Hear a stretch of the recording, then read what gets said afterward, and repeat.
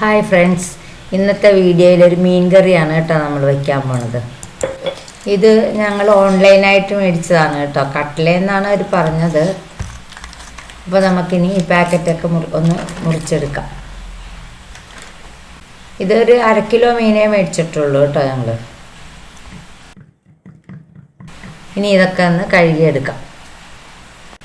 ഇത് ഞാനൊരു 3-4 കഷ്ണം ചെറിയ ഉള്ളിയും ഒരു ചെറിയ കഷ്ണം ഇഞ്ചിയും കൂടി ചതച്ചെടുക്കുകയാണ്. ഒരു പച്ചമുളക് ഞാനിതിൽ കീറിയിട്ടിട്ടുണ്ട്.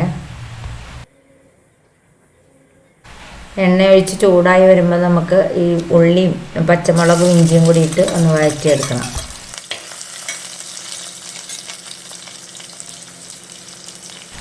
ഇതിലേക്ക് ഒരു 5-6 കുരുമുളകും കൂടി നമുക്ക് ഇട്ട് കൊടുക്കാം. ഇനി ഒന്ന് നന്നായിട്ടൊന്ന് വഴറ്റിയെടുക്കാം. അപ്പോൾ നമ്മുടെ ഉള്ളിയൊക്കെ ഒന്ന് വഴന്ന് വരുമ്പോഴേക്കും നമുക്കൊരു പാത്രത്തിൽ കുറച്ച് ഒരു 2-3 സ്പൂൺ മുളക് പൊടി, ഒരു 1/4 ടീസ്പൂണോളം മഞ്ഞൾപ്പൊടിയൊക്കെ എടുക്കാം. ഇനി ഇതിലേക്ക് കുറച്ച് വെള്ളം ഒഴിച്ചിട്ട് നമുക്കൊന്ന് ഇത് ചാലിച്ചെടുക്കാം. ഇങ്ങനെ എടുക്കണ പൊടി നേരിട്ട് നമ്മൾ ഇടുമ്പോൾ ചിലപ്പോൾ കരിഞ്ഞു പോകാണ്ടിരിക്കാൻ വേണ്ടിയിട്ടാണ് കേട്ടോ. അപ്പോൾ ഉള്ളിയൊക്കെ വാടി വരുന്നുണ്ട്. ഇതിലേക്ക് കുറച്ച് കറിവേപ്പില കൂടി നമുക്ക് ഇട്ട് കൊടുക്കാം. ഇനി നമുക്ക് എടുത്തു വച്ചിരിക്കുന്ന മുളകും കൂടി ഇതിലേക്ക് ഇട്ട് കൊടുത്തൊന്ന് വഴറ്റിയെടുക്കാം.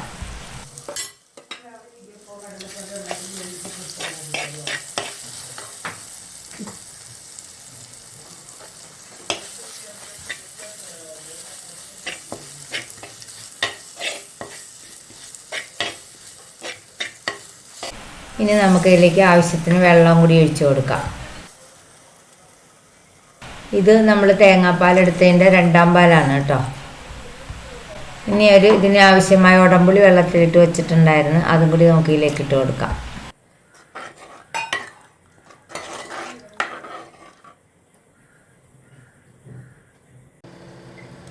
ഇപ്പം ഇതെല്ലാം തിളച്ച് തുടങ്ങിയിട്ടുണ്ട്. ഇതിലേക്ക് നമുക്ക് ആവശ്യത്തിന് ഉപ്പിട്ട് കൊടുക്കാം.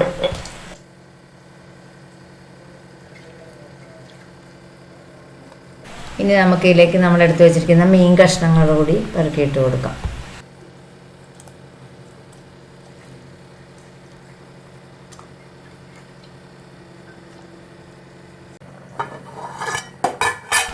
ഇനി ഈ മീൻ കറി ഒന്ന് തിളച്ച് ഒരുവിധം നന്നായിട്ടൊന്ന് വറ്റി വരണം. അതുവരെ നമുക്കൊന്ന് തിളപ്പിച്ചെടുക്കാം.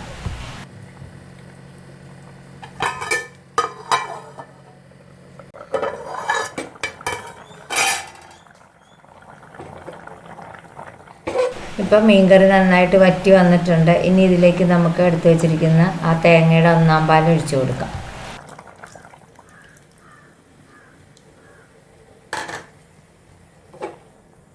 ഒരു 4-5 ടേബിൾ സ്പൂണിൻ്റെ തേങ്ങയുടെ പാൽ മതി കേട്ടോ. ഒത്തിരി തേങ്ങാപ്പാലൊന്നും ഒഴിക്കണ്ട.